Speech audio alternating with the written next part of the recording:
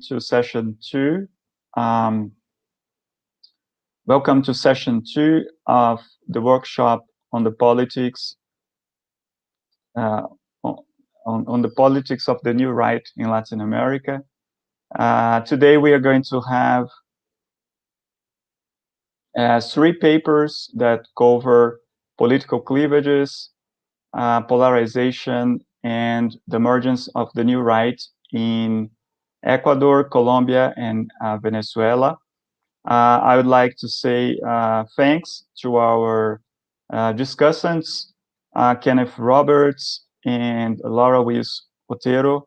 Our third discussant, Professor Javier Corrales, unfortunately, he was not able to attend, but he sent his comments, and I will read his comments after the presentations.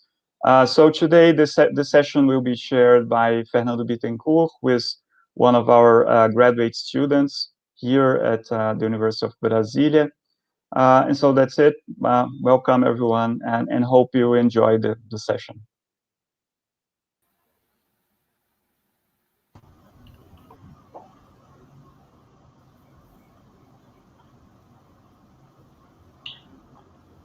Hello.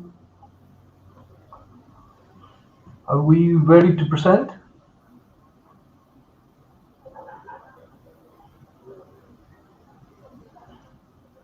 Okay, thanks, Andre. Hi, everyone, and hi, Andrea, and thank you so much for the invitation to be a part of this project. Carlos and I are really happy to be a part of the project and have enjoyed writing this paper for the book. What we will present today is let me share the screen. Can you please confirm to me that you're seeing our slide?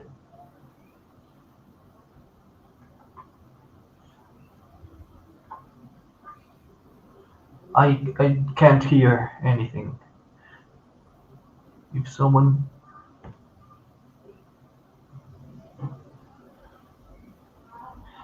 I will show it again. Share screen.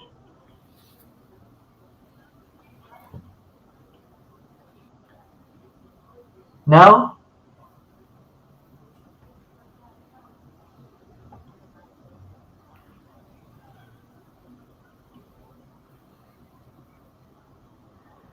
Can someone speak to me and tell me that they're seeing this? Okay, perfect. Give me a second.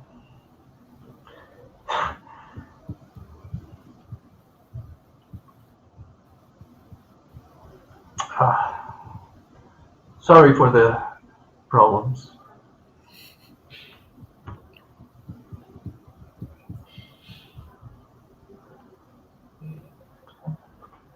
Okay, I assume that we are seeing this screen. What we will present today is an analysis of the right wing in Ecuador, and we will do it in, we will talk about the historic trajectory of the right in Ecuador, and arrive until today, where we have a right wing president after more than 20 years of right-wing absence in power in Ecuador. And we will talk about the outline. Well, the outline of the presentation is we will make a brief historical trajectory of the right in Ecuador until arriving to today to Guillermo Lazo's core ideology and his party's political structure, which is CREO. We will talk about, very briefly, talk about multidimensionality of the right, of the concept of the right wing, and make some regional comparisons to other right-wing leaders. We will talk about predominant cleavages in Ecuadorian politics today. Also make a brief revision of CREO's electoral performance in the in the brief electoral trajectory that this party has had, and offer some conclusions that are not only conclusions but are also open questions to what could come in the future in Ecuador.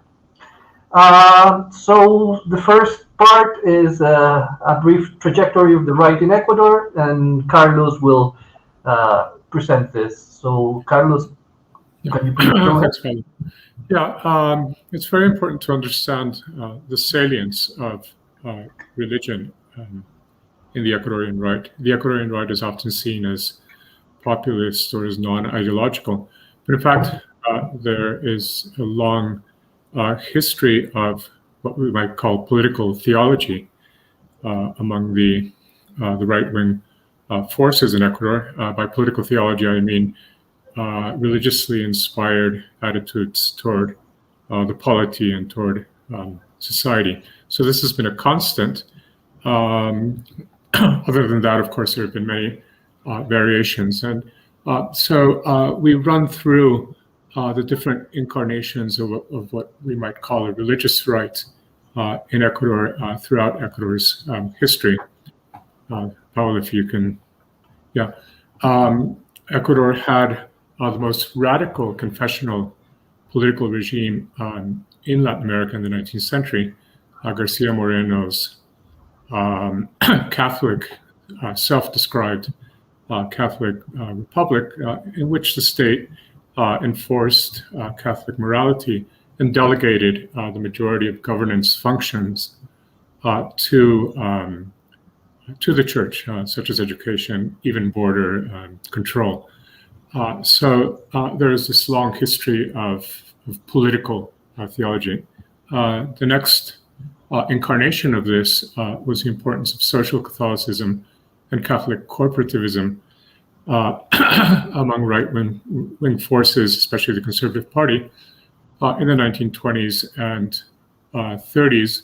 Enthusiasm for Franco's Spain included.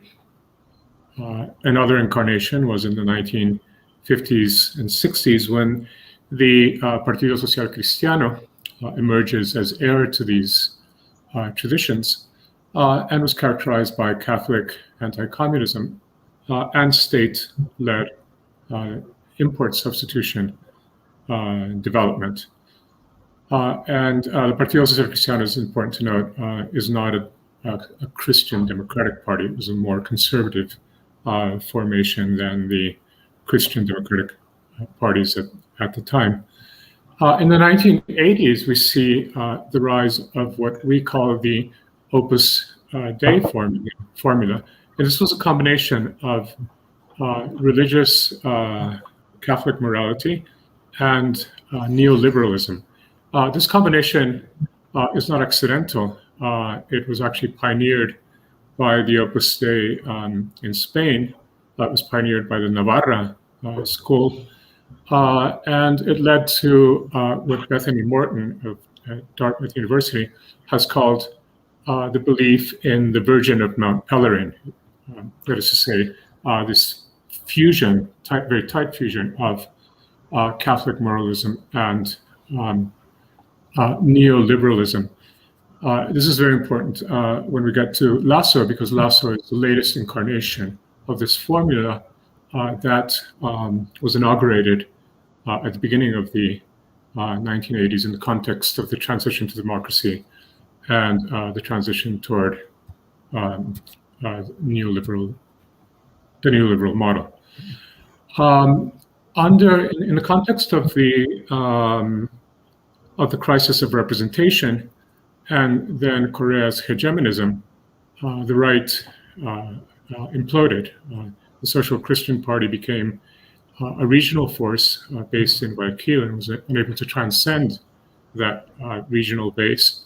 And Álvaro Noboa's effort to launch a populist anti-political right failed.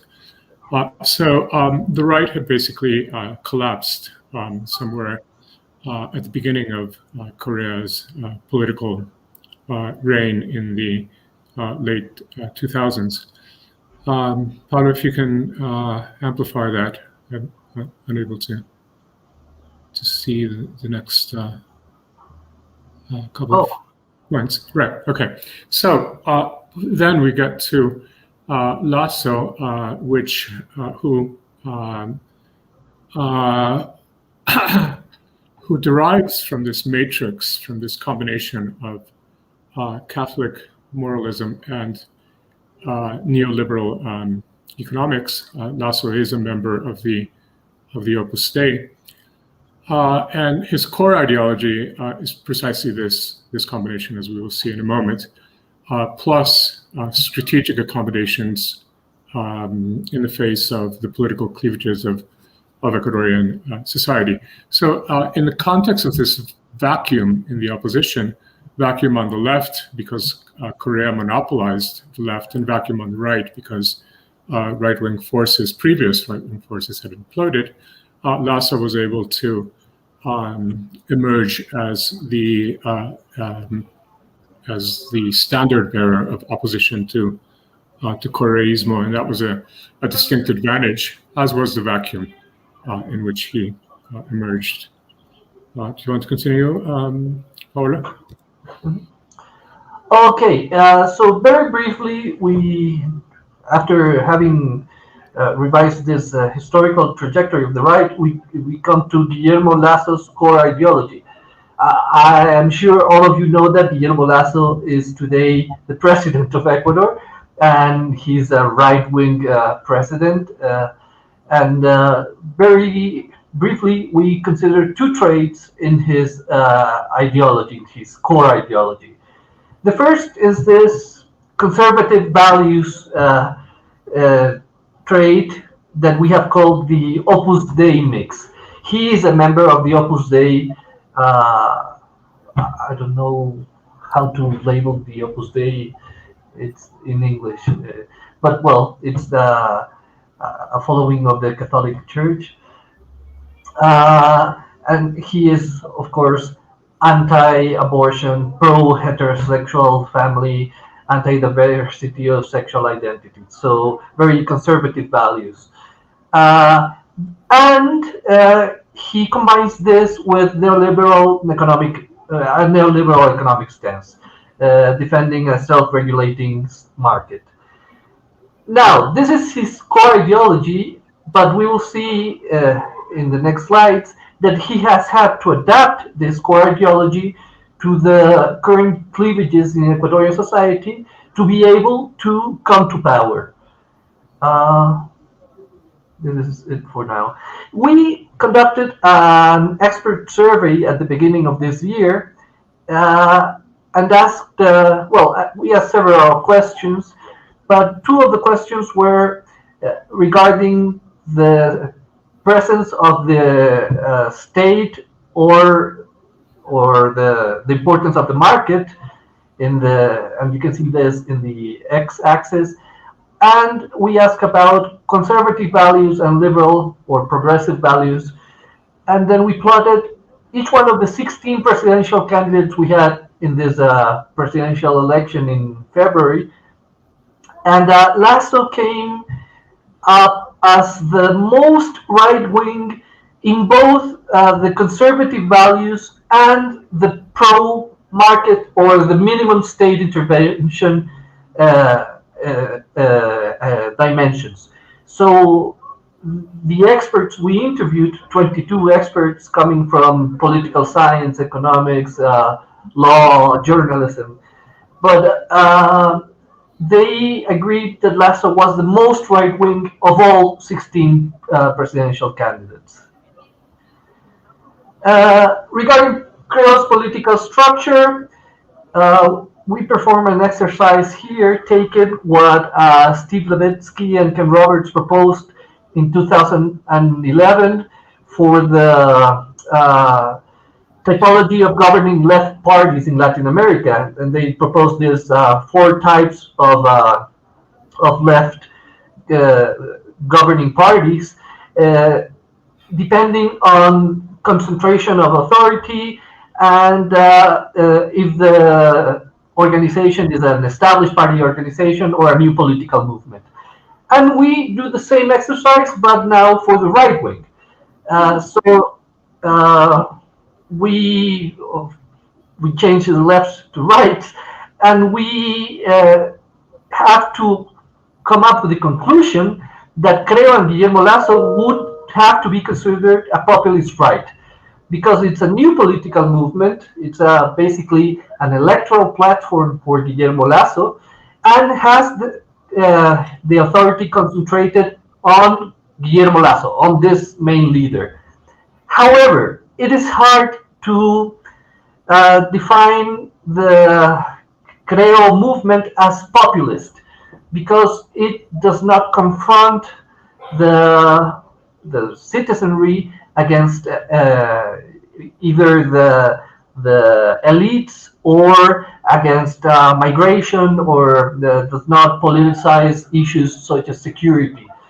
So this is somewhat problematic, but still, according to this typology, it would have to be placed here, the Creo Party. What we don't have doubts about is that it is a non-partisan electoral vehicle for political action.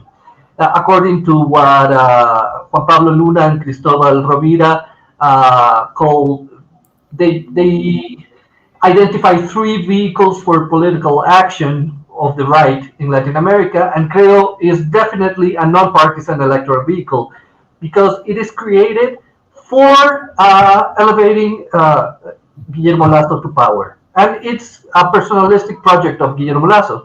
And this is confirmed because in the 3 presidential elections Creo participates, Guillermo Lasso is the candidate. There's no other leaders in Creo. It is him. It is his project.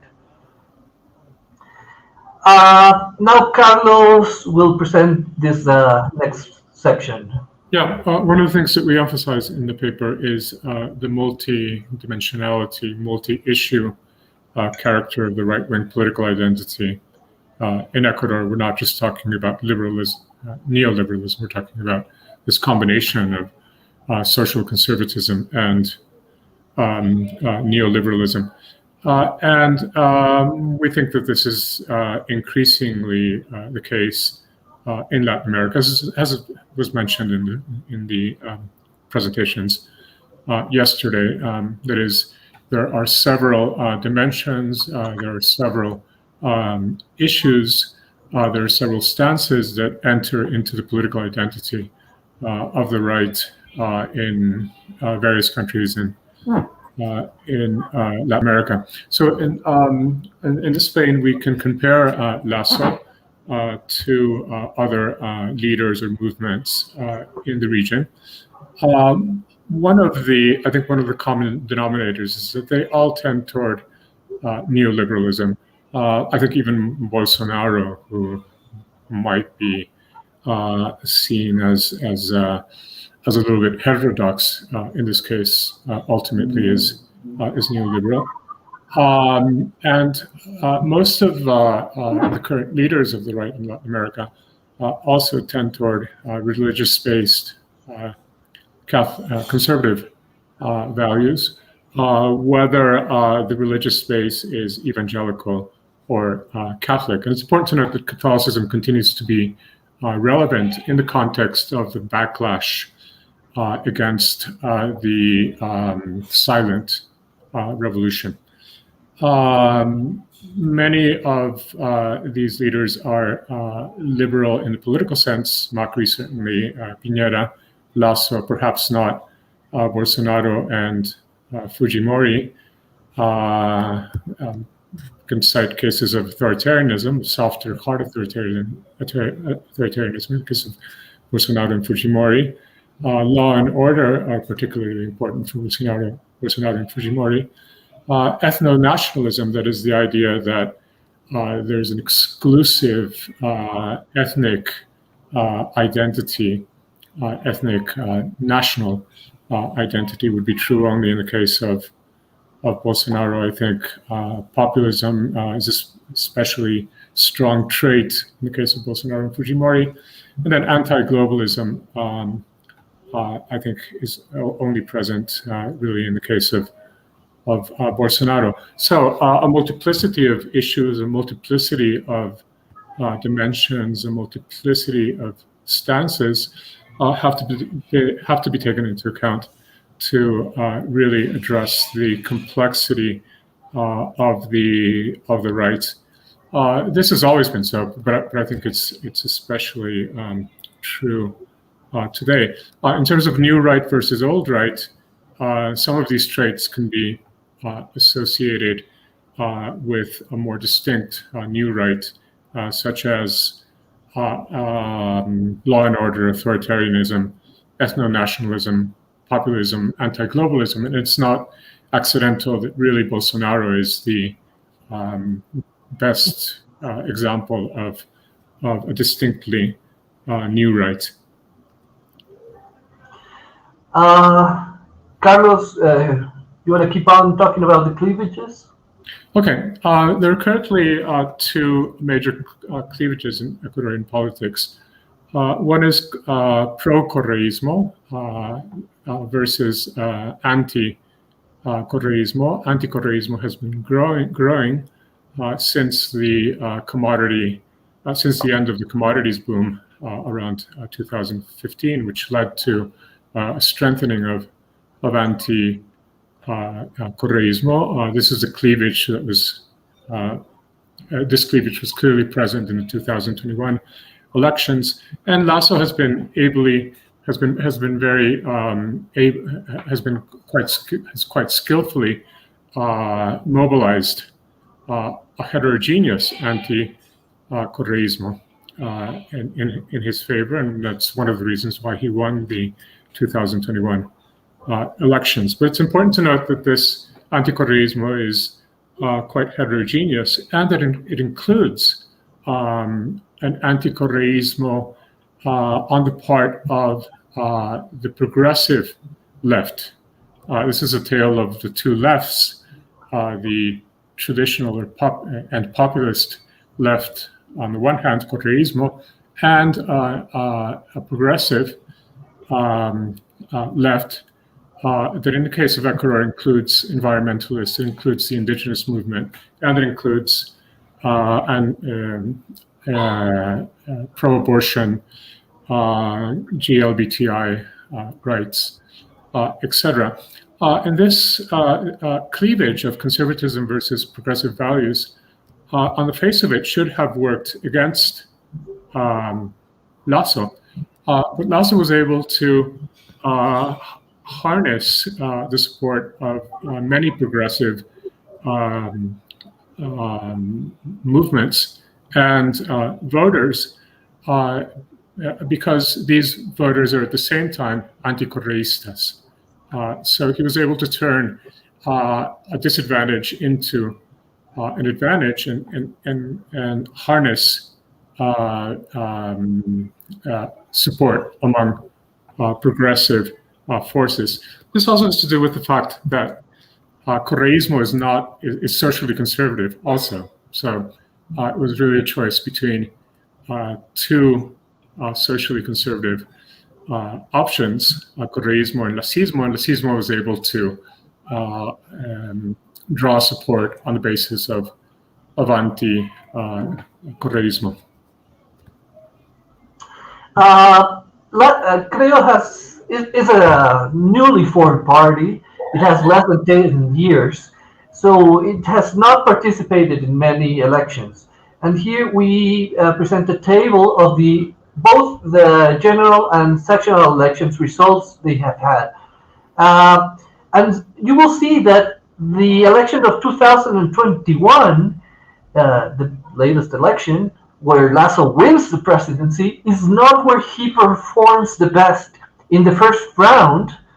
In the first round, he performs the best in 2017, and then he comes down to 19.7% in 2021. So he really performs poorly in 2021, but he wins the presidency. And we have some hypothesis of why this is so. The same happens with the National Assembly members. In 2017, the Creo party is able to to take 34 seats in the assembly out of a total of 137, and in 2021 that number comes down to 12. So the legislative bloc of Creo today is very weak. So even if Guillermo Lasso is able to win the presidency in the latest election, this is an indicator of how weak the support for Guillermo Lasso and the Creo party is today. Now we focus on the 2021 election, and you will see that Arauz, which is the Correísta candidate, wins in all of the coast provinces. This has been a stronghold of Correísmo since 2007. And Arauz wins in all of them. Guillermo Lasso only wins in one province, which is Pichincha, where the capital is located, Quito, which has around 18% of the total vote of Ecuador.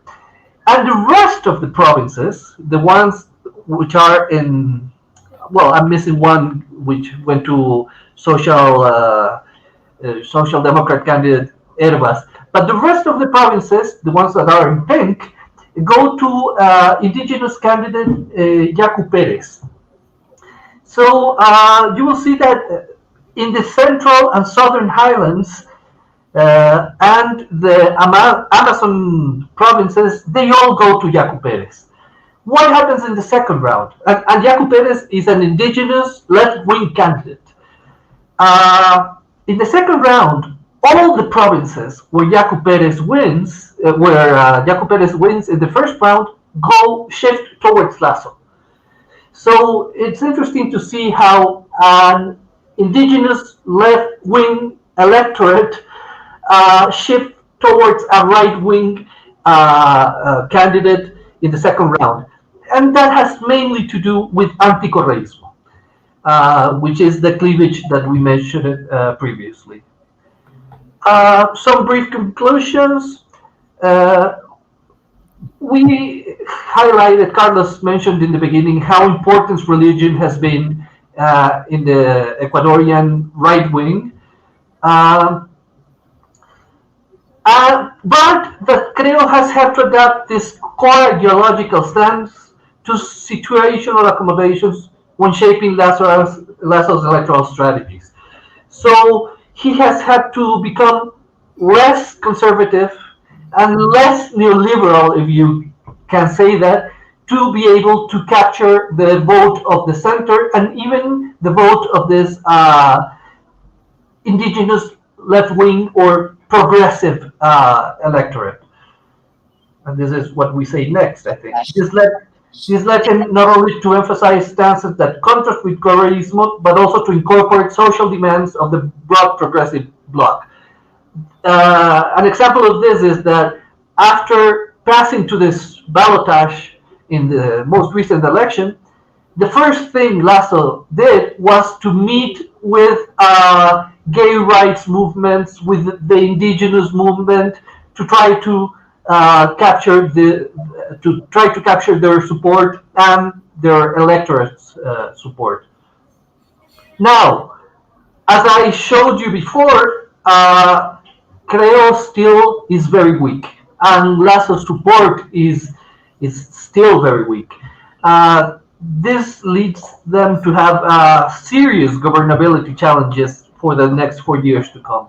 They have a weak legislative bloc, limited economic resources. This is not new for Ecuador, but, well, it has to be mentioned.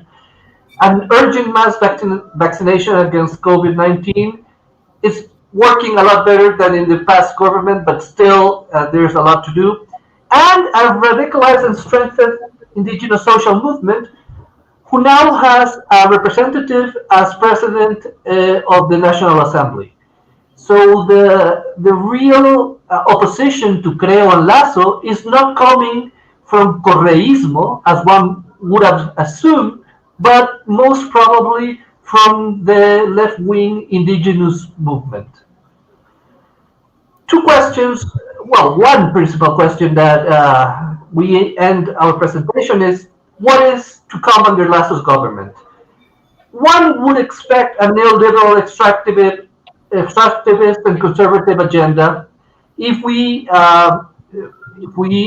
deduce this from his core ideological stance. But when campaigning for the second round, he came with the slogan "El Ecuador del Encuentro," the Ecuador of the encounter, of the understanding. So maybe it is possible that his government will shift towards the center, and in both his values term and economic terms. That's where we end our presentation. Mm-hmm. Okay, thank you, Carlos. Thank you, Paulo. We'll, with no further ado, follow on the other panelists.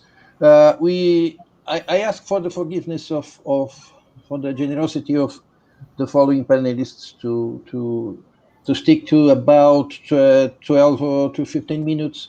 Otherwise, we won't have the possibility of hearing the discussants and also to get, if possible, some questions from the audience, given that we have a 2 hours time frame for the event.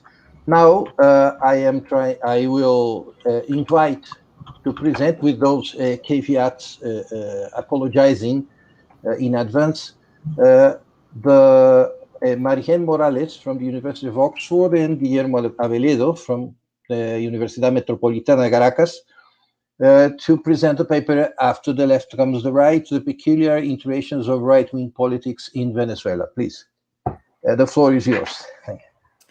Thank you very much, everyone. I will try to share my screen.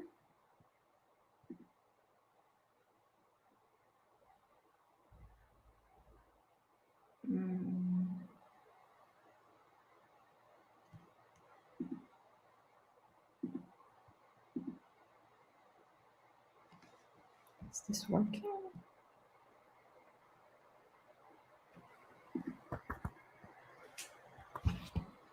I'm really sorry.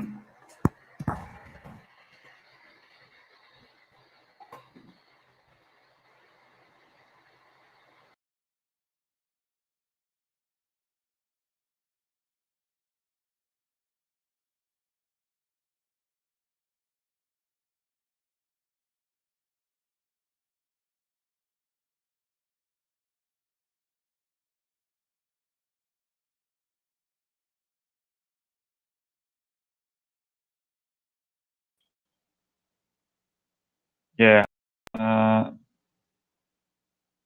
we are having some technical problems, guys. Hello. Oh, I see. Hello. I see Guillermo here. Marianne. Here's Marianne. Thanks. Sorry, Guillermo, do you have the presentation? I'm sorry for this. Do you yes, have let me go ahead. Hold on. Okay, sorry. I don't know what's going on with me. Hold on.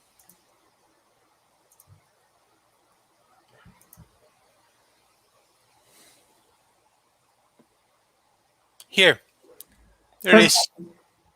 Awesome. Thank you so much. And thanks everyone on this panel. Thank you, Andre, again, for putting this excellent book proposal together. It's a great pleasure for us, for Guillermo and myself, to present this chapter to you, which we have sort of renamed Who's Right, Who's Left, the Peculiar Iterations of Right-Wing Politics in Venezuela. We sort of have an outlier case in this book, given that it's the only full authoritarian regime as of today that we'll be analyzing, and of course this will have some implications for our analysis and ideological trajectories of parties in the country over the past 2 decades. So to sort of set the scene, we want to start with this quote from 2011 from Hugo Chavez, where he says, and I'll read it out quickly: Rafael Caldera, Rómulo Betancourt, Jovito Villalba signed the Punto Fijo Pact to distribute the cake.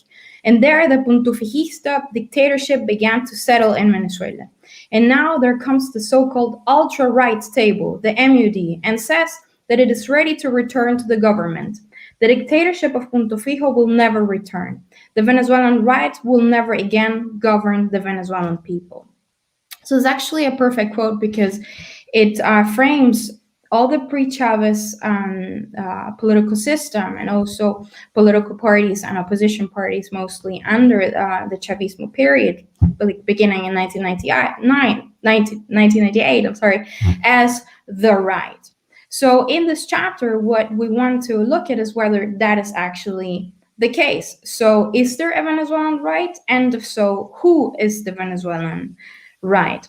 So we put forward three main arguments through which we'll walk through, but just to give you a short summary to start off, the first section looks at the Venezuelan right before Chavismo. The second one analyzes Chavismo and opposition parties. And then finally, we look at the different ideological trajectories of both Chavismo and the opposition, and find that there is actually conservatism and a turn to the right in both groups. Our first section is what was the Venezuelan right before Chavismo? As we have said, the Venezuelan representative democracy between 1958 and 1998, which was termed by Chavez as the right and by the historical left, historical Marxist left, as the right-wing regime, was essentially dominated by two moderate parties, two centrist parties, Acción Democrática, which was a social democratic party, nationalist socialist party, and COPEI, the social Christian party, which of course had conservative origins. The Venezuelan representative democracy was also a consensus-driven politics, which, fueled by oil wealth, included the more conservative interests within society of the armed forces, of the church, of business interests, in a sort of corporative system. Those actors that were traditional to the right didn't need to promote their own organizations or their own parties to get their interests heard by the system, but rather to influence centrist parties and influence policy through lobbying or through the public administration extensions. However, there were some self-declared right-wing movements throughout the 40 years of the representative democracy in Venezuela. And what Moon says that most right-wing movements and particular figures who claim to be right-wing fail to gain or sustain enough electoral traction, with few exceptions, and actually they didn't last for one or two electoral cycles, or beyond one or two electoral cycles. By the 1990s, however, through economic mismanagement and ideological challenges from the neoliberal era, as well as the dwindling popular support to the main historical parties in the country, Acción Democrática and COPEI, this prompted the emergence of an anti-party candidate who prompted an alliance from all sectors or ideological extremes, both extreme right and extreme left in the country. If we see this chart of this graph on Venezuela party ideologies through the 40 years of representative democracy, we see that the main two parties, the white line and the green line, which are AD and COPEI, were around the center of the system. Other parties were actually skewed slightly to the left. We have MEP and Movimiento al Socialismo, which was the main left-wing party throughout the 70s and 80s and 90s. La Causa Erre, which was an insurgent left-wing party in the 90s. But Cruzada Cívica Nacionalista, Proyecto Venezuela, and other right-wing parties they failed to foster a strong following throughout the decades. And we can see this in this graph of the percentage of seats by ideological group in the Chamber of Deputies throughout the 40 years representative democracy era. We see the soft blue, the sky blue, and the pink ribbons on throughout the bars in the graph shows us that those are the centrist parties within the Chamber of Deputies. Almost any significant extreme or even left and right party was not significantly voted in to the Chamber of Deputies. We have a number of exceptions in the late 60s and in the 90s when the neoliberal era fragmented the party system and, well, prompted the emergence of the Fifth Republic movement and Hugo Chavez. So as we've seen, it's not really the case, as Chavez said, that everyone before, or all parties before 1998 were on the right. And that sort of continues. So in this section, what we try to do is bring some nuance into the understanding of who opposes Chavismo. And here we walk through several points, as we know, but we try to point this out. The opposition has varied over time, and it has not only varied in terms of partisan and non-partisan groups, but also has deployed a series of different strategies. So either more moderate electoral versus more extra-institutional and more maximalist, as also Laura Gamboa would say. So here what we do in the section is we analyze the opposition through the lenses of different coalitions that they have built to dislodge or challenge Chavismo at the polls, not only at the polls, but also at the polls. So we discuss the internal workings of La Coordinadora Democrática, which was in place during the Chavez's first mandate. We also walk through La Mesa de la Unidad Democrática, which operated between 2008 and 2015, more or less.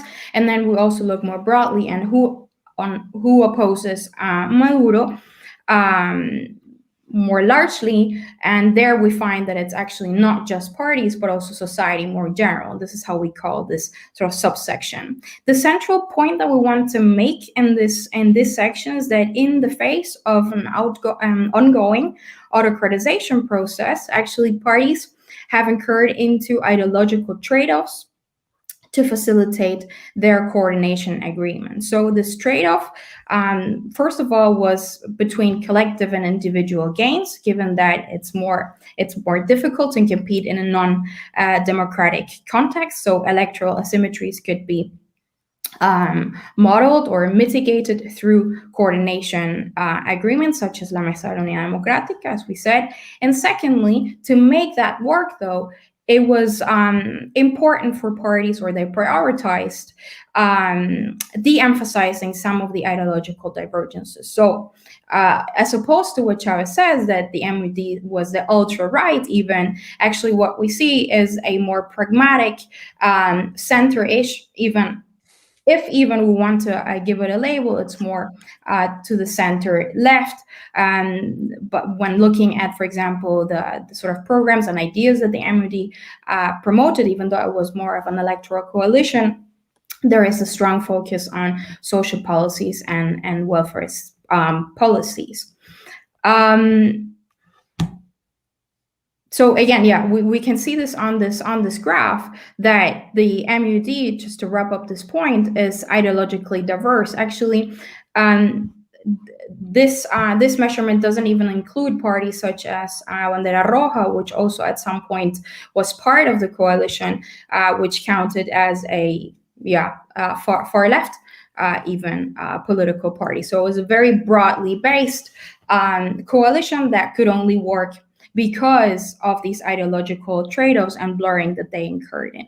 And then basically, to just finish this point, we don't see this on this graph, but what has happened under Maduro is actually a larger fragmentation of sectors that individually oppose Chavismo. And the only thing we'd like to point out, because I think slowly running out of time, is that even now, members who were part of the ruling coalition are now opposing Chavismo. And that's actually a very interesting happening. It's called APR, Alianza Alternativa Popular Revolucionaria, which is composed of far left and left parties, including the Communist Party. Yes.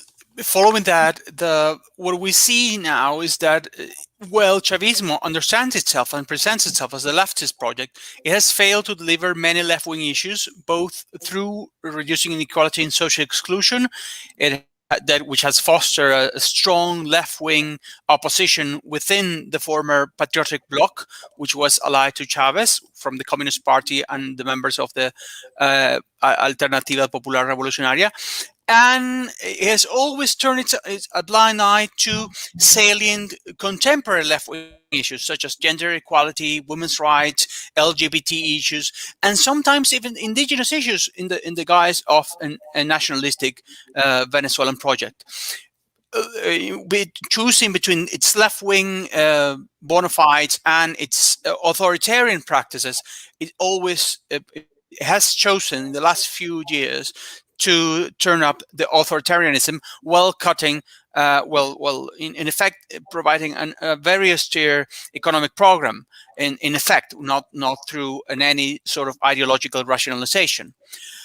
But this authoritarian also has an effect on the ideology of the opposition to Chavismo. The collapse of the MUD and the consolidation of repression have pushed the opposition to two-pronged radicalization, both in means and in more radical disavowing electoral politics or doubting electoral politics, and also courting some positions from the right, from the global right, and courting some allies from the right. The coincidence of support of Juan Guaido by Donald Trump, the contacts of certain political parties in the country with Vox in Spain or Nayib Bukele in El Salvador, and that sort of thing.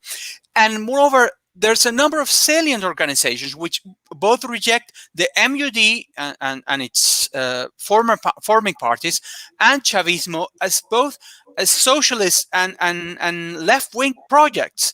They reject the opposition because they are milquetoast, they're ineffectual, and they are corrupt in the same way as Chavismo, and they claim to the mantle of the right. We have Vente, Rumbo Libertad, Orden, and the Movimiento Democrático Liberal, who claim, and although they are still fringe organizations, to claim to be the actual heirs of the true right opposition to Chavismo.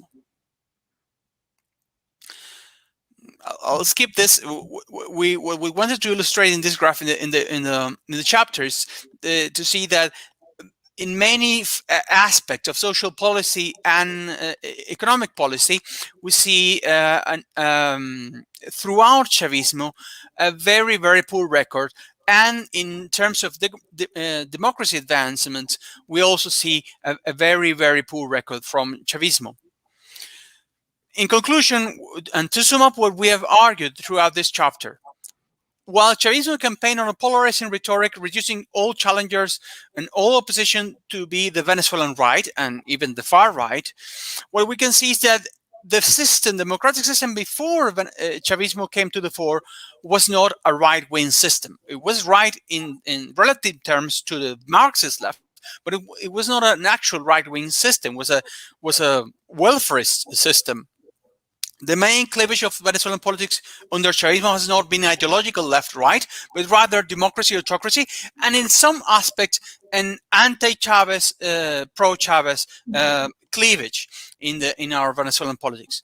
However, in due course, this democracy-autocracy axis led the opposition to Chavismo to move away from ideological extremes and personal extremes to favor a more pragmatic and ideological blurring and relative centrism, which led to some sort of electoral successes while not getting power.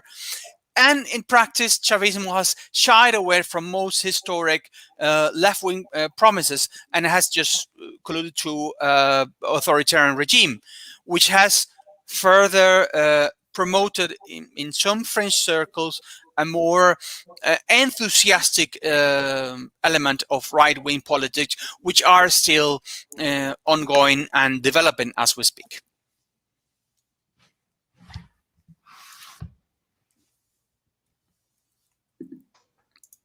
Thank you, Guillermo. Thank you, Marianne.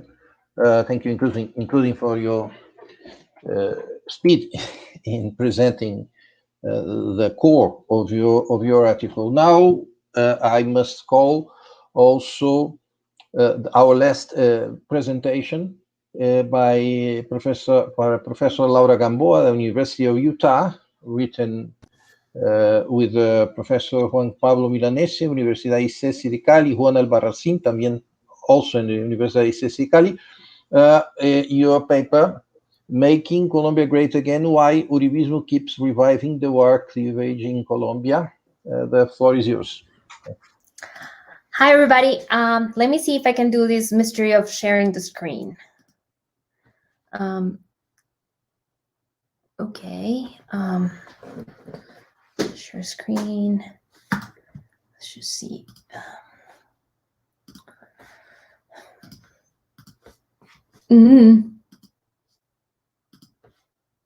Okay, so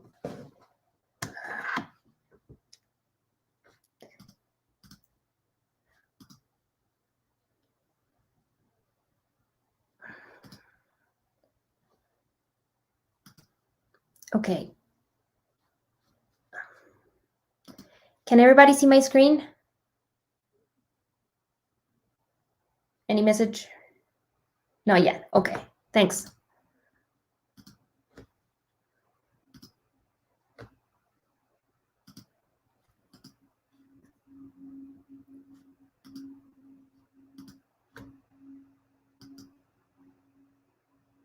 What about now?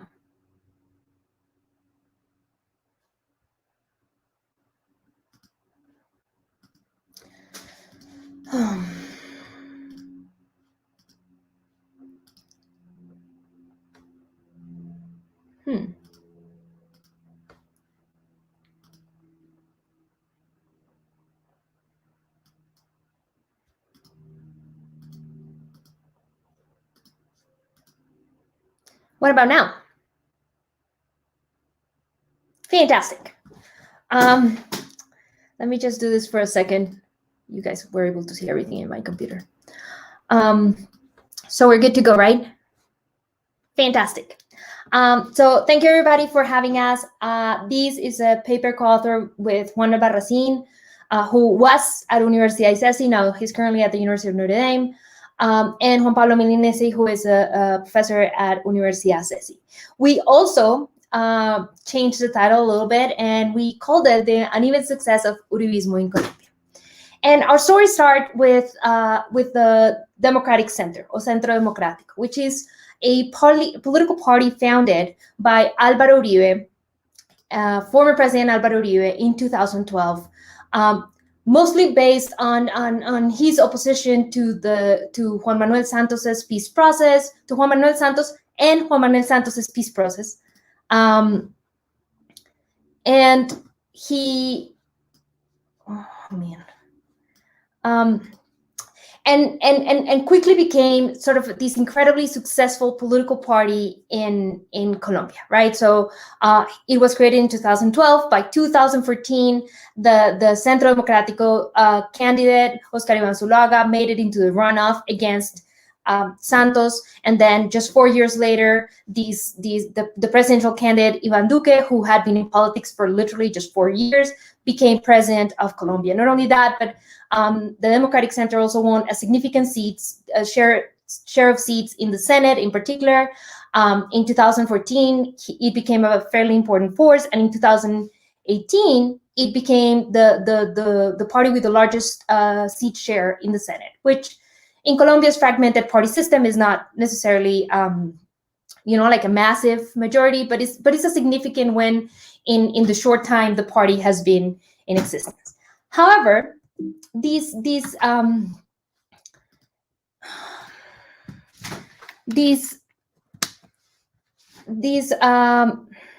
sorry about this. I'm having technical difficulties here.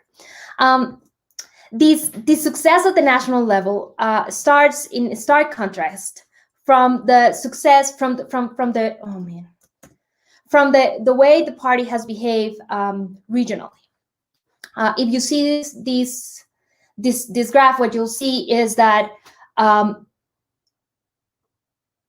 that the Senate, which are the ones on the left, these two, and the House, the Democratic Party gets anything between 20 and 12% of the seats.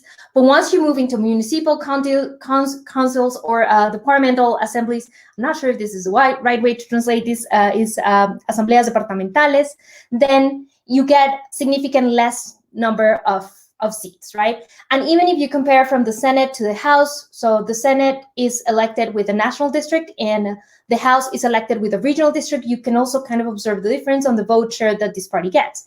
If you actually, if you add these two together, you can see a more clear trend, right? Like, so together between both elections in the Senate, the Democratic Center has gotten almost 20% of the votes, in the House 12%, in departmental assemblies 10%, and then in municipal councils 7%, right? And so what we're observing here is a highly uneven success of this political party. We can also see these through the maps, and this is where I'm gonna miss Juan Pablo very much. So just bear with me. What you're seeing here is a distribution of votes, georeference votes by municipality, right? So the red municipalities are the ones in which the Democratic Center has won 50% or more of the votes. Yellowish would be 20 to 30% of the votes, and the ones that are blue are the ones in which the Democratic Center won 5% or less of the votes.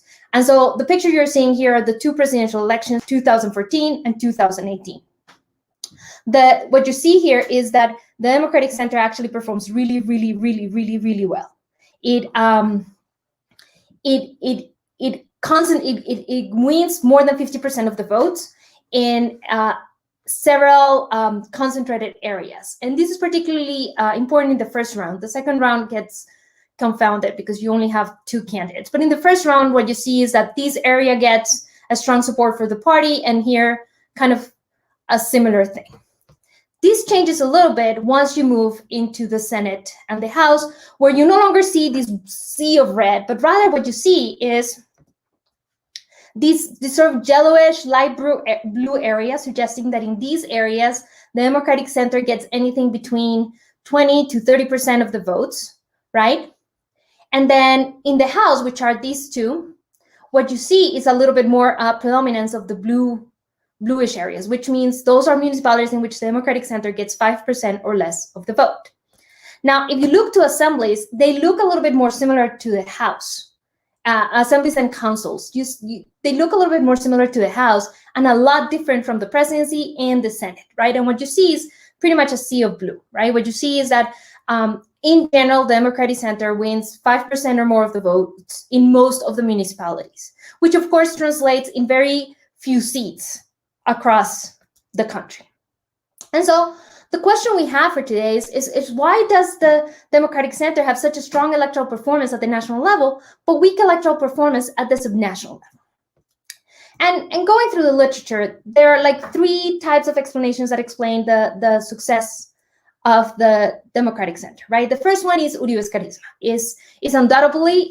Uribe is undoubtedly a charismatic leader, right? Like he has these sort of loyal followers that think he cannot do any wrong and that just connect with him based on his charisma rather than anything else, right? And this is an important driver and is, for instance, part of the reason why in the Senate, the Democratic Center has done a little bit better, because Uribe himself is running for the Senate. It does not, however, explain how the uneven performance at the national and subnational level, right? Because what you have is, like if charisma was driving votes at both levels, then what you would observe is a similar level of voting in both levels. It doesn't make any sense that some people would have these very deep charismatic attachments at the national level, but not have them subnationally, right? And so it doesn't quite, it does drive vote for Uribismo, no doubt, but it doesn't quite explain this divergence. The second set of variables were originally kind of inspected by Lozada and Liendo, for example, and they discuss structural variables such as levels of violence and economic development, right? And discussing how areas that have certain economic development are more, or certain levels of violence are more or less likely to vote for Uribista candidates. These findings have been questioned. There has been a plethora of studies that find that different results in terms of, for instance, levels of violence and voting for Uribista candidates. But more importantly, they also don't explain why is that we see this divergence. Last but not least, there is a set of works on ideology and party affiliation to explain the Democratic Center's success. And so part of of the argument here is that, especially Rodriguez, Braga, and Wills' argument is that with the sort of collapse or decline of the Conservative Party, a lot of the former conservative constituency has kind of funneled through and voted for the Democratic Center. And we do think that this is true again at the national level, but it does not explain these divergence at the subnational level. So in order to answer this puzzle, really what we focus on is two things. First, the cleavage emphasized by the Democratic Center, and second, the organizational weaknesses that the party has. So let me just start with the first one. The security cleavage is potentially one of the most important cleavages in Colombia. It has been around for a while, and what you're seeing here is a percentage of people that answers that security issues are the most important problem in Colombia. The dark blue is the security issues, right? And so what you see is that up to 2008, the vast majority of Colombians thought that security was the most important problem, and that declines, spikes a little bit in 2016, which is the year of the peace process, and then goes back down, right? But in general, it has hovered around 50 to 25%-ish. Right? And the Democratic Center has used this cleavage strategically. What you're seeing here is the calculations of the count of security words used by the Democratic Center in their website, right? And so what you see here is that the oranges, which are the words related to violence, are the ones that appear more often. And this is even noticeable if you compare the Democratic Center to other right-wing parties, right? The Democratic Center overemphasizes this cleavage systematically, right? And it works. The Uribistas are far more likely than non-Uribistas to highlight security as their problem. It allows the Democratic the Centro Democrático to mobilize this base, this loyal base of supporters, and while they lose certain people in this process, is really worth it, because in a fragmented system, having this very loyal base of support can mean the difference between winning the Senate or not, or moving into a runoff in the presidential election or not.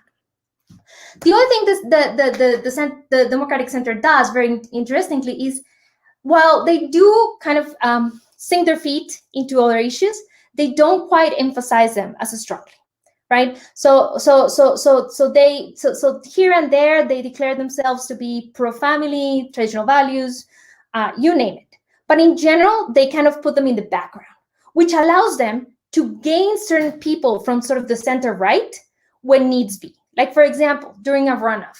So Iván Duque gets into the runoff using this very, very strong sort of anti-peace process cleavage, but then in the runoff, he's running on something else, right? And if he completely alienated everybody who's more secular, or everybody who supports LGBTQ rights, then is less likely to win the number of people he needs to win the presidential election, right?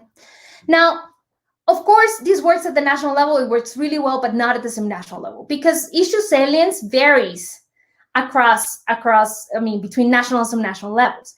And really, at the subnational level, what mobilizes people are other things. And this is where the organizational weaknesses come in.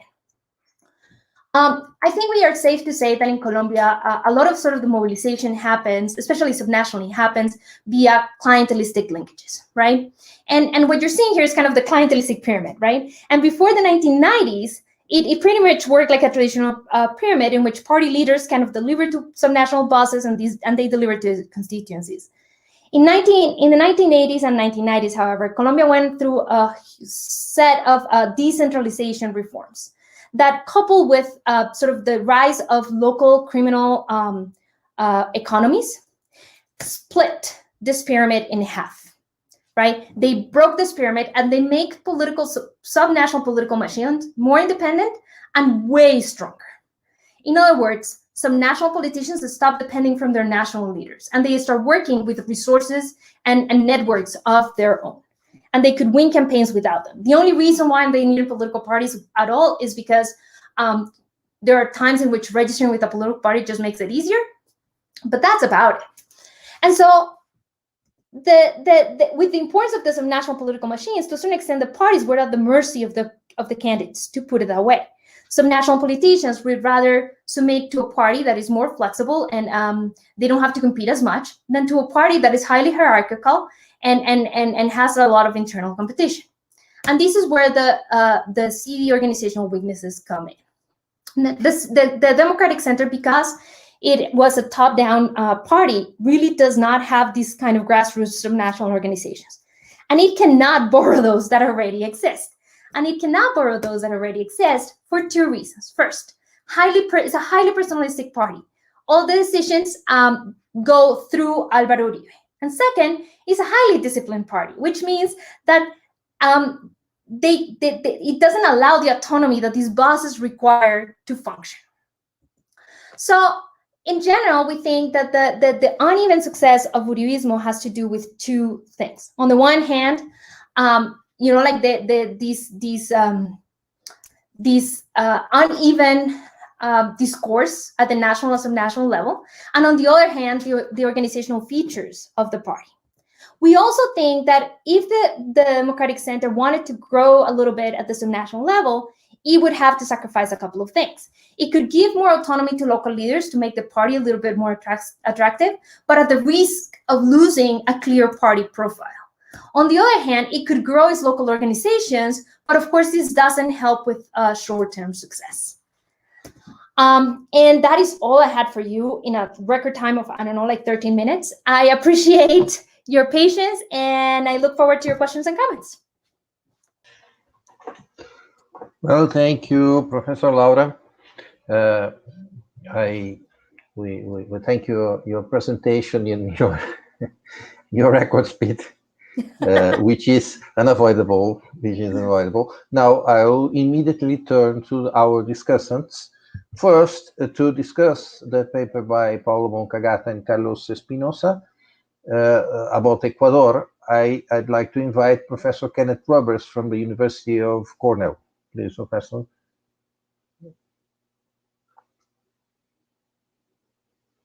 Professor Kenneth Roberts, please. Okay. Thank you, everybody, and thank you for the... Sorry, 15 minutes. Okay. I'll try to... Feel free to cut in and let me know if I go too long. Well, I want to start by thanking you all for inviting me to participate in the discussion. I think it's a very interesting set of papers that you're discussing over the last couple of days, and then again tomorrow. And it's a pleasure to be part of the discussion. I especially enjoyed the paper on Ecuador that was presented earlier today by Paulo and Carlos. I think this is an outstanding paper that helps us understand a lot about the rise of a new right in Ecuador and the nature of the Lasso candidacy for the presidency and his government. There's a lot of information here. I learned a lot about the historic roots of the Ecuadorian right, the historic influence of the Catholic Church and religious values, and the role that continues to play in shaping the Ecuadorian right. I thought there was a great discussion in the paper about the multiple dimensions of competition within Ecuador and how the right positions itself within that. So there are a lot of things that I really like about this paper. I really don't have any major criticisms of the paper, but I'm going to talk about a couple of issues, some of which I'd like to see you draw out a little bit more theoretically, just to try to dig a little bit deeper. And so I'll try to talk about some of the most important takeaway points that I see in the paper, and how I understand how the Ecuadorian case can try to help us understand the larger challenges of constructing a new right within Latin America and where we are today in democratic competition in the region. First, a couple of key takeaway points I want to drive home. And this is in some ways a general lesson from the Ecuadorian case that I think goes beyond Ecuador. I think this paper helps us to understand how the political profile and the political opportunity structure for new right political parties is heavily conditioned by the larger political field in which they operate and the larger political field in which they have to compete. And in the Ecuadorian case in particular, that larger political field includes different patterns of populism historically. So populism is a recurring feature of Ecuadorian politics. And of course, the most recent experience with Rafael Correa helps us to, has created a certain kind of populist phenomenon. And that shapes the political ways in certain ways that open and close opportunities, I think, for the political right in Ecuador. And as the paper pointed out, this brought about the breakdown of the traditional right. It's opened the door for a new kind of right under Lasso, but it shaped the political field in ways that has created certain opportunities for Lasso to work with. And so I'll talk a little bit about that as we go forward here. But I think a lot of what Lasso has been able to do is to try to deepen and exploit divisions within the left populist progressive camp, as they talked about, in particular by moderating Lasso's own ideological platform. But ultimately, what Lasso has been able to do is to reconfigure the ideological right pole and to turn it into a broader anti-populist pole. And in some ways, that is conditioned by the way in which Correa reshaped the Ecuadorian political field and polarized Ecuadorian politics. So to understand this, I think it's important to understand, first of all, the multiple political currents and potential cleavages that exist in any society. And quite simply, as the paper indicates, a left-right spectrum or an axis of competition from the left to the right, focusing on the economic issues, simply does not capture this. It's always important to keep in mind how the cultural issues also shape the competitive arena, and how the cultural axis typically cuts across the left-right economic spectrum and may in fact be orthogonal to it. And this is quite evident in figure 1 within the paper, which helps to show these two different axes of competition. And ultimately, it's important to understand also how that cultural axis can politicize different kinds of issues, right? So the cultural dimensions of contestation vary a little bit, as they show on the paper, between the right in some Latin American countries and others. So whether the cultural axis is focusing more on religious identities and moral values, whether it's racial and ethnic identities, whether certain kinds of national identities, certain constructions of the nation. In some cases, it may be more in terms of law and order. It may be gender and sexuality. It may be environmental concerns. All of those can map onto the cultural axis of contestation in complicated ways. And so which of those get politicized or become salient in a particular national context is part of what I think we have to understand to make sense of the new right in Latin America. And also then this, it's important to understand anytime that you have competing cultural and economic axes, right, especially where they're orthogonal to each other, essentially that's dividing the political field into 4 different quadrants. And so 4 different quadrants, it's important to understand how they can be mapped onto each other, how they can align or de-align in rather different ways. And there's a certain fluidity and there's a certain instability, I think, where you have 2-dimensional competitive space creating 4 different quadrants, especially in a presidential system. Presidential elections, at least in the second round of the election, are always binary. Right? So how do you translate a binary field into, how do you translate 4 different competitive quadrants into a binary choice? So you can ultimately align those 4 different quadrants in rather different ways. You see that as well with populism, right? Because populism is always breaking down the political field into binary camps. That's part of the polarizing logic of populism, that it always tries to boil down or to simplify a very complex multidimensional field into 2 different camps. So populism tends to create a binary populist, anti-populist cleavage that cuts across and breaks down and condenses and tries to subsume all the other divisions within society. And in some cases, populism can even become a regime cleavage. This is something that was talked about a little bit on the paper by Marianne and Guillermo in the case of Venezuela. Talked about the regime cleavage. But ultimately, populism often creates a type of regime cleavage between democracy and autocracy. And it ultimately allows a traditional ideological pole, such as the right in the Ecuadorian case, to try to anchor a broader and more heterogeneous socio-political bloc in opposition to populist autocracy. Okay, so as we often talk about in politics, it's said that populism tends to create strange bedfellows, but I think you see that in particular where populism is part of the political field, because populism can create some very strange bedfellows on the populist side of that binary divide, but it can also create some very strange bedfellows on the anti-populist side of the binary divide. You see that as well in the Venezuela paper also. And I think this is very much what you see in the Ecuadorian case, where, as the paper points out, the real key to Lasso's victory is the way in which Correa's populism polarized the political field, in part because of his autocratic tendencies, so that even though Correa was a left-wing populist figure, he was remarkably detached from the social movements that have rocked Ecuadorian politics repeatedly over the last 20 or 30 years. And he governed in a very detached, technocratic fashion. He was very, very disconnected from the popular bases of much of the left within Ecuador.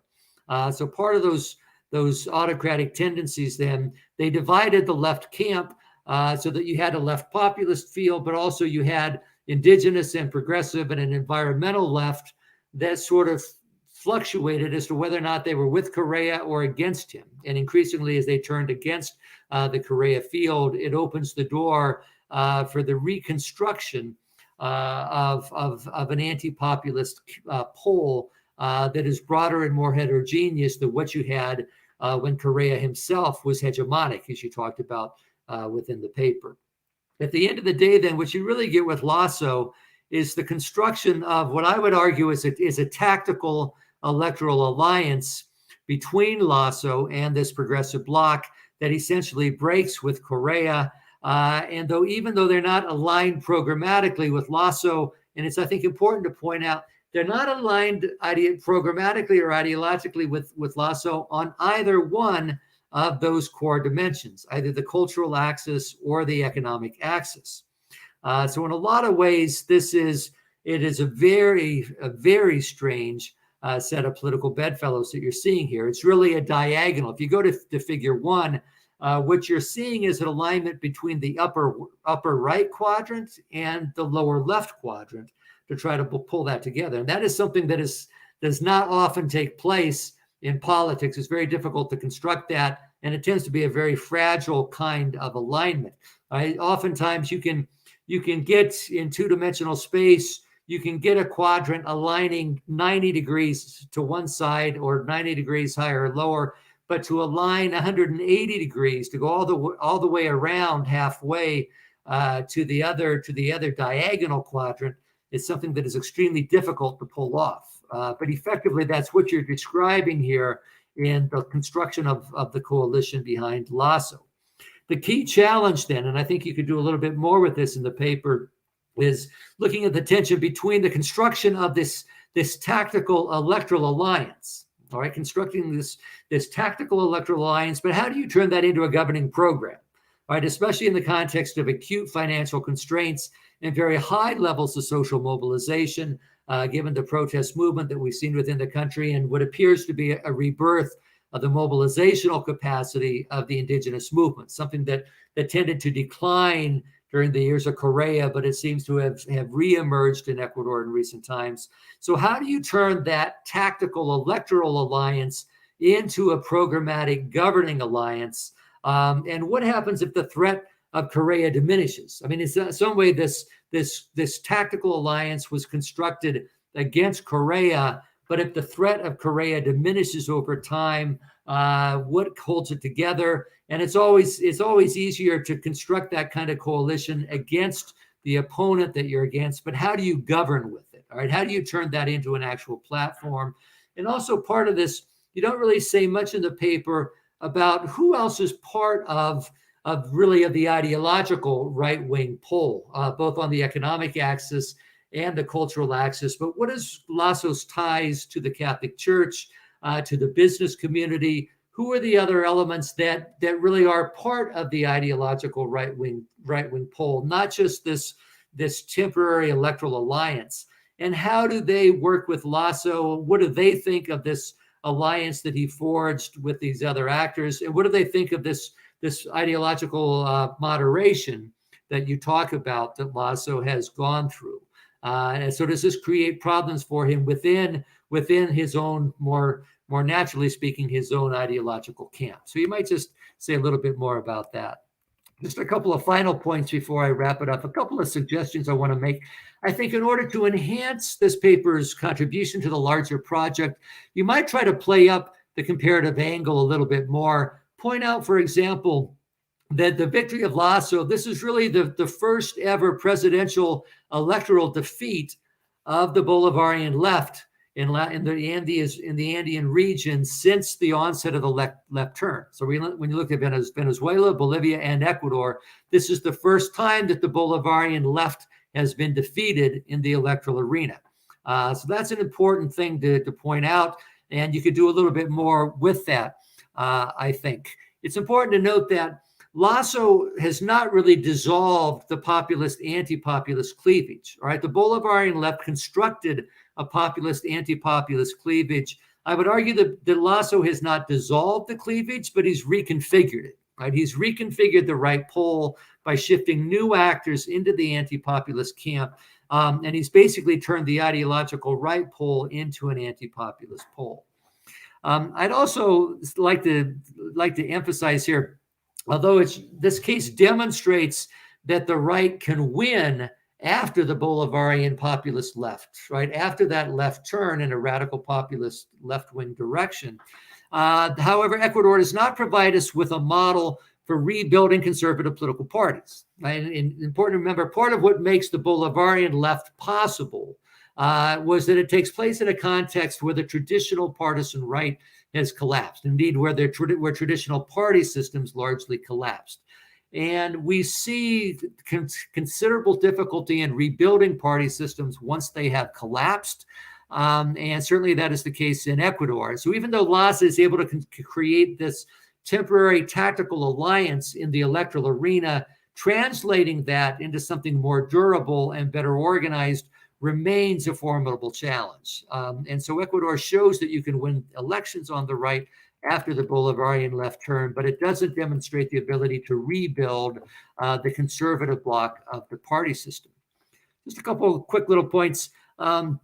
In terms of talking about Lasso and how I agree with you that he's not really a populist figure. I would not consider Lasso to be a populist figure for the reasons that you point out. But you might want to touch on the debates. I mean, Kurt Whalen's understanding of populism, which emphasizes the personalistic leadership, and under that understanding, Lasso maybe would fit in the populist camp. But under the more conventional understandings of this, I agree with you that I would not consider Lasso to be a populist figure. But clearly Lasso represents a continuation of the personalization of Ecuadorian politics. And it suggests that personalization of politics goes beyond populism. So what I call in some of my work, serial populism, where you get one personality after another dominating the political arena, there's an element of that appears to continue.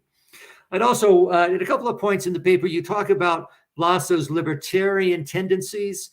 I think you can talk about that on the economic axis, where he may be libertarian, but keep in mind on the cultural axis, he's not libertarian at all, I would argue. And so I think you may want to clarify that on these different axes, it means something quite different to be libertarian. I also think that it's interesting that Lasso ultimately shows that you can politicize the cultural axis without having a law and order platform be central to that. So it's kind of striking to me that the law and order element of the new right that is so powerful in Brazil or Colombia, you don't find it in the Ecuadorian case under Lasso. And I think you might say a little bit about that just to sort of position this within the broader comparative perspective. So those are just some of the points that I wanted to make. I've got some of this written up in notes that I'll go ahead and send to you all. But I'll go ahead and stop there. This is a great paper. I appreciate having the chance to be able to read it and to comment on it. Thank you. Thank you, Professor Roberts. Now I'd like to invite to the floor Ms. Professor Lara Wills-Otero from the Universidad de los Andes to discuss the paper on Venezuela. Professor, it's up to you now. No, I will discuss the paper of Colombia. not Venezuela. Okay. I mistook that. Okay, then I will start. I thought Javier Corrales was the next, but I will start with this, with my comments. So I will comment the paper of Laura Gamboa, Juan Albarracini, and Juan Pablo Milanese on the uneven success of Uribismo in Colombia. So thank you first for the invitation to this conference, and in particular to discuss a good and interesting paper. The presentation was very clear. Thank you for that. I find it a very good paper. It is very nice that you descend the analysis to the subnational level, and that's the first thing that I want to say. The phenomenon and research question that you present are clear, and the argument is compelling. I will not repeat them, and I go directly to the comments, which I hope you will find useful for some clarifications and for improving some things. But in general, I find this a very good paper. A general comment is that we need more information, more evidence that shows more details about both the phenomenon and the argument. Maybe because of the lack of more information or some information that I will suggest you to gather, I have many questions that I will address in what follows.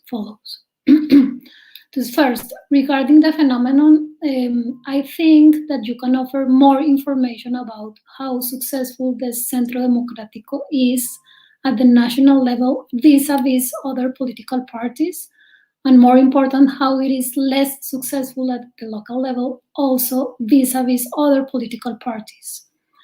As we all know, party systems configurations are different at the national and at the local levels, and I wonder, for example, where do we observe more fragmentation and higher levels of volatility of the party system, at the national or at the local level? Maybe higher fragmentation explains lower levels of votes for the Centro Democrático at the local level, but also for other parties. And in that sense, I have a question, and is whether the Centro Democrático is the Centro Democrático less successful than other parties at the subnational level, or does it win a similar share of votes as other parties? No, maybe because this fragmentation at the local level, maybe all parties are winning less votes than at the national level. If Centro Democrático is less successful than other parties, it would be interesting to know what other parties win more power at local elections. Are them the traditional liberal and conservative parties under dissidences, for example, Cambio Radical and Partido de la U, or are them opposition parties as the Alianza Verde, El Polo Democrático, and other center and center-left parties? Knowing this might help in the formulation of the argument, I think. And the next question would be, do these parties win more power if they in fact do, because they have strong political structures, or because they respond to voters' local concerns, or because they have strong structures and respond to voters' local concerns, which are the argument that you're presenting. So regarding the argument, the first part of the argument states that Centro Democrático has been able to build a cohesive base of support using Uribe's Iron First discourse related with national security, or democratic security, as he called it while in office. The party has been successful at the national level because it has been consistent with Uribe's original idea related with the necessity to defeat the guerrilla by military and not by political ways. This is an homogeneous message that revolves around the armed conflict, and that has united heterogeneous voters across the country, as you state. At the subnational level, you argue, this strategy does not work. Subnational voters are different, as different are the electoral dynamics that operate at this level. This makes sense, of course, but again, we need more information. And here I have some questions. For example, how are voters different at the national and at the subnational level? What are their local what are their local concerns and what does the party do to respond to these concerns? How do other parties behave? What are their agendas? Are these agendas more attractive to voters? Are they policy-oriented agendas? Information that answers these questions would be useful to illustrate this part of the argument, I think. The second part of the argument suggests that Centro Democrático underperforms at the subnational level because it lacks strong organizational structures and financial resources that allow it to support candidates at the local level.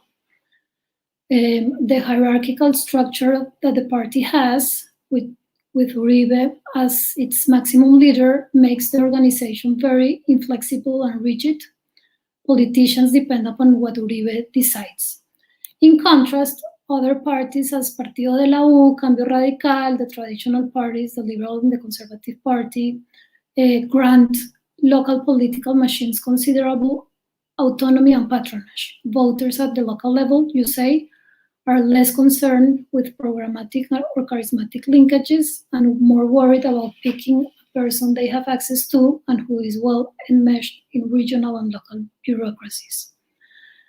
In this point, I think that some conceptual clarification is needed. For example, how do you define a party's organizational structure? And when it is strong or weak? It seems that for your argument, a strong structure is equivalent to a political machine that provides parties with financial resources that allow them to develop clientelistic relations with the electorate. How about the type of structure, the cooperation mechanism within it, the linkages with the electorate, the presence across the country, the nationalization level, etc.? So I suggest you to be more clear in the definition of the party of how do you understand or how do you define the party organizational structure. Another concept that I think needs further clarification is what you call the local political machines. Apparently, only traditional parties and their dissidences make use of these machines, and because of them, they win elections at the local level. That's what I understood of your argument. I wonder if the Centro Democrático certainly lacks these machines as well as traditional political local leaders. I'm not sure about that. And I think that it recruited traditional leaders from other parties and they provided the material resources that you state the party does not have. So more evidence is needed to state this idea. And from this idea, I conclude that the electorate at the subnational level is majorly clientelistic rather than programmatic. Is it true? This is a question that I have. Is that the case? The argument that suggests that voters' local concerns are important for them to decide for whom to vote loses strength, I think. Well, another point that is that it seems to me that in some parts of the paper, you are mixing the two central ideas. The second part of the argument, the one that refers to organizational factors in page 16, starts with an idea that corresponds to the other idea, to the idea of the other part of the argument related with the war, security order, cleavage. And specifically, you say that topics relevant at the national level need not to be relevant subnationally. And then you elaborate the idea about the party structure. So I suggest that you revise this to make the paper more consistent. And maybe the formulation of specific hypotheses, as well as the clarification of the research design, the variables, their operationalization, etc., might help to make the argument clearer. Another example of this, and that you might be clarified, is in page 6, when you state that the electoral appeal of the Centro Democrático in the subnational arena decreases as the capacity of those parties, you mean other right-wing parties as the Partido Conservador, Cambio Radical, Partido de la U, as the capacity of those other parties to deliver patronage and clientelistic resources increases. Before that idea, you suggested that voters that are more ideological, that is right-wing voters, vote for these parties and not for the Centro Democrático at the subnational level. This seems to be contradictory. So the question here is, are voters clientelistic, programmatic, or both, and how about parties? Yeah? There are some ideas that are mixed here that I think that you should make clearer. Okay, another comment is that I think that you need to do a better job in revising the subnational politics literature. Your argument might be refined by looking at the conditions by these works have identified as relevant in explaining political parties' electoral performance, structural conditions, strategic interaction between national and subnational leaders, historical trajectories, and parties' dynamics are all factors that operate at the subnational level that might be relevant for your argument and that might shed light for you to think in this paper in a broader spectrum. How does it add to the comparative politics literature and political parties and party system? How can we go? How can we understand this phenomenon in a broader sense? In sum, and I think this is an interesting paper that adds to the literature on subnational politics and more specifically to the understanding of the Centro Democrático performance in Colombia. And I think that dealing with some of these comments and questions will make, I hope, the chapter stronger. This is a great paper. I can share you these comments after the conference. Thank you.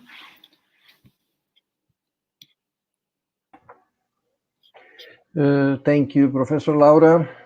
Now I'll turn to Professor André to read the comments, to present the comments by Professor Javier Corrales on the Venezuelan paper. And I remind our audience that maybe we may have time for one or two questions. So if you want to pose some of them, it will be welcome.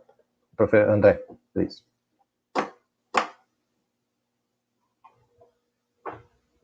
So,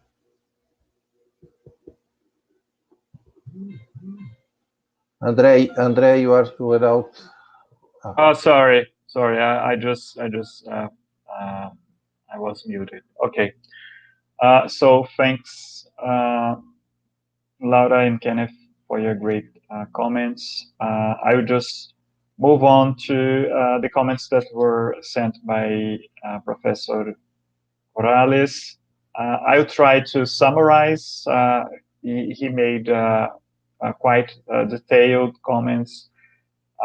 So basically, he starts by arguing that the paper, well, he says he really enjoyed the paper, that, it makes two very important empirical points. The idea that until the late 2010s, Venezuela had a weak partisan right, and also that since Maduro came to power, right-wing forces are rising, though they are still not dominant in the opposition.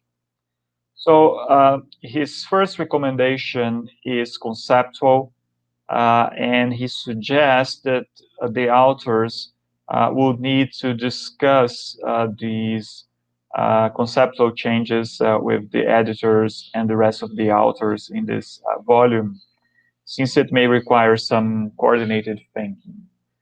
And basically his point is that the paper needs to specify better how you are measuring right-wing politics.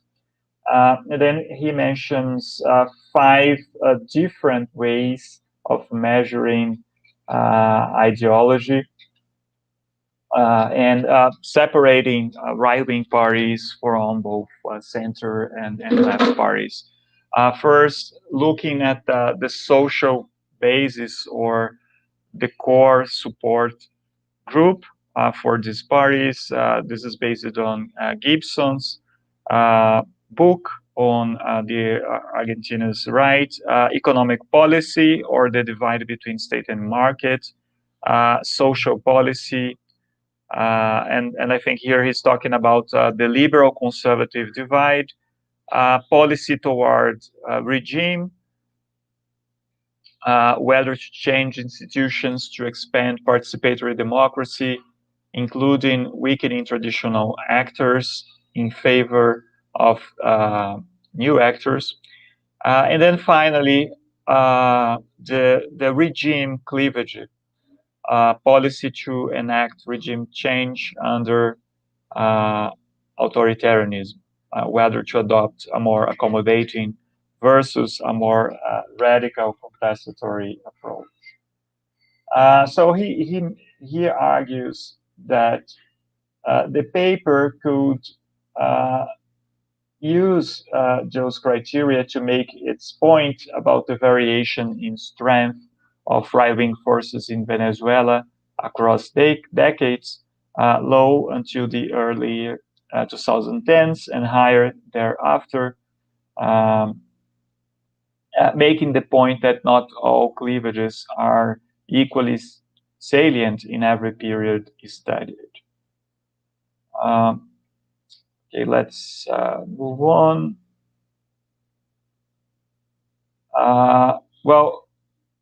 Another point that he makes says respect to the weakness of the right and of the private sector in the period post 1990s period.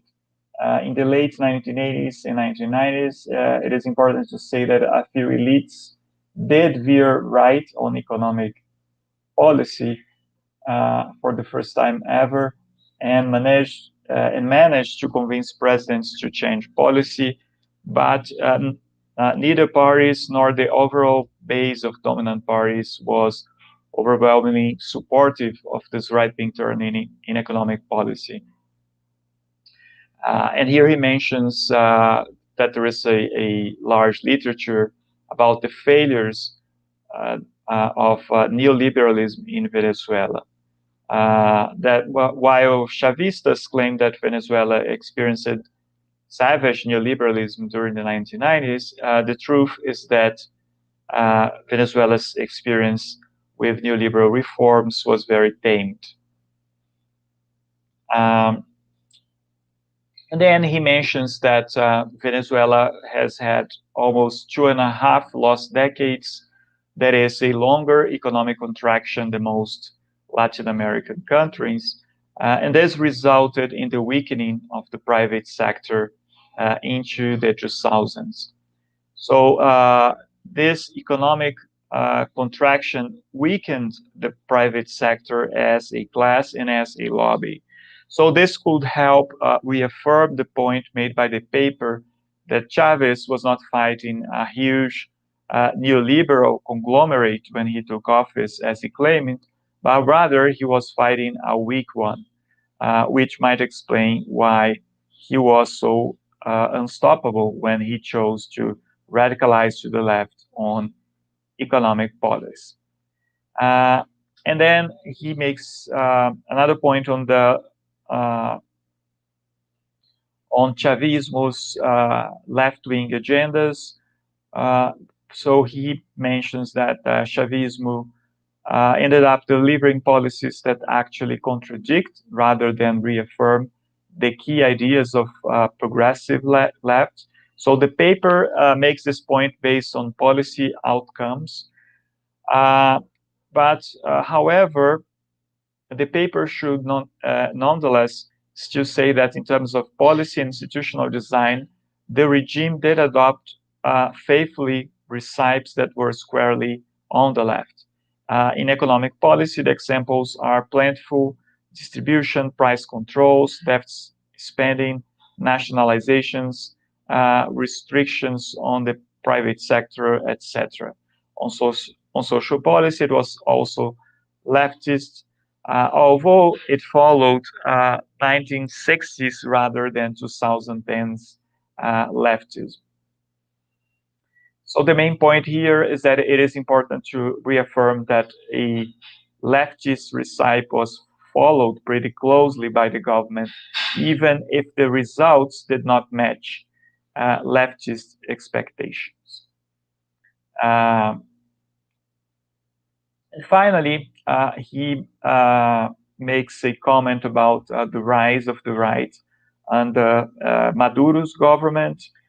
Okay, so it is important to make the point that when the state and the ruling party move to one of the extremes, as it has in Venezuela under Chavez and Maduro, almost everyone's preference in the opposition are going to look more to the right, naturally, even if they don't change the policy positions. However, as the paper shows, some groups did change their positions in response to Chavismo. How this change came about is well demonstrated in the paper. However, the authors should be more emphatic on the point that during this period, the more traditional left-right cleavages, they became less relevant than the regime cleavage under profound forms of autocratization. What you have instead is the rise of an authoritarian versus democracy cleavage. And I think Professor Corrales' main point here is that a party's position on traditional left-right cleavages do not help to predict a party's position on the regime cleavage. So a social democrat like Ledesma would be on the same side as a neoliberal like Machado on the preference toward a contestor approach to regime change.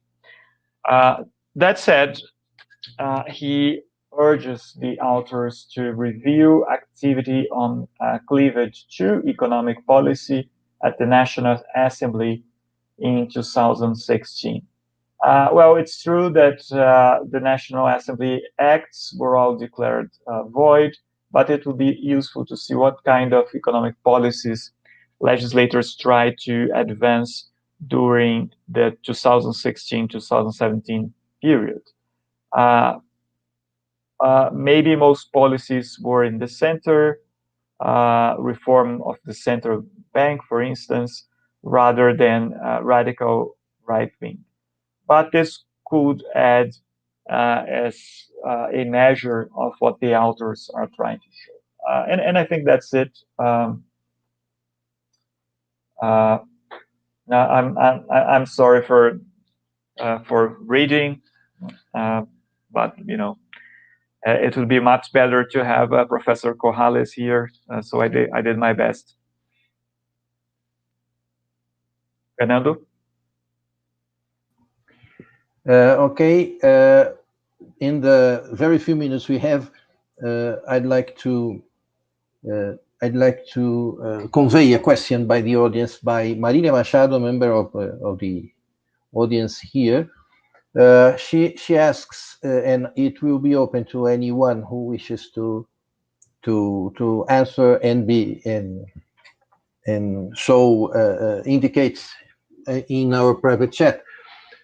She asks, is it possible to affirm that the right-wing ideologies in South America will change since the extreme right-wing parties are getting so many attention? That is, will it be the end of the traditional right-wing parties in South America, giving the possible competition or the mirror effects of the extreme right wings? Someone mentioned in one of the presentations, Vox, for instance, which is affecting heavily the right wing in Spain, for instance. So it is open to any one of our discussants, of our panelists, to take the floor. Yeah. Fernando, I think we should maybe we should follow the same order of the presentations, and then see if the presenters want to react to the comments, and then after that they can answer to the question that's right. From the audience. That's right. So now, Mr. Paulo y Carlos, Paulo Moncagada and Carlos Espinosa, please Yuichi, por favor, coloca os dois. Okay. Yeah, I want to thank Professor Roberts for his comments. I think they're well taken. I agree that a better way of constructing the correísta, anticorreísta binary is by seeing it plainly as a populist, anti-populist cleavage, and giving some content to each of these poles. What does populism mean in this context? It means hegemonism. It means development. It means a seamless citizen people counterposed to elites. And I think all of those things tend to generate a very broad, heterogeneous anti-populist coalition, as you mentioned. So I think we have to work on that. I thought the comments on the geometry of political contestation in Ecuador were fascinating. The fact that one can go from one quadrant to the opposite quadrant is something that we can try to work out. And in the case of libertarianism, I disagree there, because I think that recent work by Bethany Morton, by Wendy Brown, have shown that from the beginning, non-Pellerin, that is Hayek, incorporated conservatism into libertarianism, and that has become increasingly evident. And that there are many manifestations of that, including the Navarra school of the Opus Dei and the Iberian text. But thank you so much for your comments. Yeah, thank you, Ken. I don't want to take more time. I think we already took a lot of time in the presentation. Very well deserved. Now we go to Laura Gamboa. Sorry, to Marijem Morales and Guillermo Aveledo to make their final comments, and if so wish, to answer the question posed by the audience. Go ahead. No, thank you. Would just like to thank Javier for his comments, and particularly Andre for reading them out. We were just having a quick conversation. There are some important points I think that we can fine tune, so those are useful, and we're looking forward to reading them on paper to being able to incorporate. Guillermo? Yes, I agree. We find that some of the comments are things that we had discussed in the making of the paper, of the chapter, and I think we have some sort of draft paragraph to satisfy those comments, which are actually very poignant, and we thank Professor Corrales. Okay, and now we turn to Laura Gamboa to make her point on the Colombian case and the questions. Go ahead. So I wanted to thank Laura very much for very well thought comments. Some of them we do have in draft. Others are very well taken, and we'll look into them. I really appreciate how carefully she read the paper. And I'm sure my co-authors do too, via WhatsApp. I was actually just setting myself up to answer the question. Okay. On the extreme right, and I think that this is that the extreme right is getting a lot of attention because is getting a lot of is getting a lot of victories too. It's hard to ignore the party that controls the presidency of your own country. So that's why, as scholars, we kind of tend to go here. I will argue, however, and kind of reinforce the importance of the less popular right, the one that is getting less attention and is yet just so incredibly important for any democratic politics. Any country requires a conservative party that is democratic and moderate. And in any of these countries, we observe these kind of parties, right? Like so Marianne and Guillermo discussed in their paper how the Venezuelan opposition has factions. You have like these very radical factions, but you also have the factions that are working within sort of democratic forms of and aiming for democratic forms of government. The same is true for Colombia. You have, yes, democratic center politicians, but you also have right-wing politicians that function within the realms of democracy. And though they don't get that much attention, they are certainly important for democratic politics. And I really think we should encourage more of that. Okay, that's right. Now I turn to Professor André to close our proceedings and give our final thanks to the participants and the audience. André. Okay, thanks, Fernando. Well, I would like to say thanks to our presenters for the great papers that they brought here today, and also I'd like to say thanks to our discussants, Professor Kenneth Roberts, Professor Laura Sotero, and Professor Javier Corrales. I'm quite sure their comments will be very useful for improving the draft chapters, and also say thanks to everyone who's in the audience and has been following us for the last 2 hours or so. Thank you all. And I do hope to see you again tomorrow, when we are going to have our the third session of our event, which is about polarization and the right-wing voter in Latin America. So I hope to see you all tomorrow. And that's it. Thanks to everyone.